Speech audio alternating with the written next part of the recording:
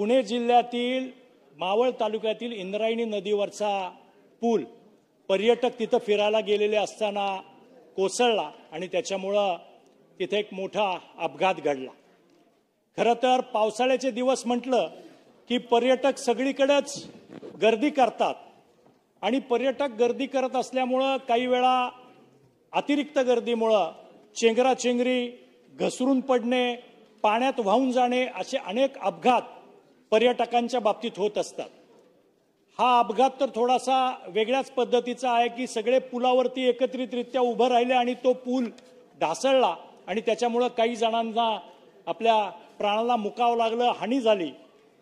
माझी आपल्या मार्फत प्रश्न असे आहेत याच्यामध्ये की ज्या ज्या ठिकाणी पर्यटक जातात तिथं असे पूल पूर्वीचे बांधलेले आहेत, त्यांचं सरकार ऑडिट करणार का स्ट्रक्चरल?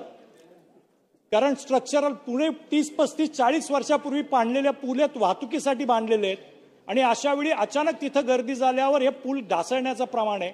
त्यामुळे जे जे असे पिकनिक स्पॉट आहेत, पर्यटकांचे आकर्षणाचे केंद्रबिंदू आहेत, त्या ठिकाणी अशा पुलांचं स्ट्रक्चरल ऑडिट करणार का, हा माझा पहिला प्रश्न।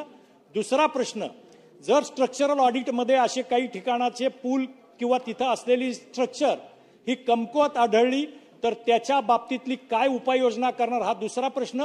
तिसरा, जिथं जिथं पर्यटक मोठ्या संख्येने जमा होतात त्या ठिकाणी अपघात घडू नये याच्यासाठी काय उपाययोजना करणार, हे माझे 3 स्पेसिफिक प्रश्न आहेत।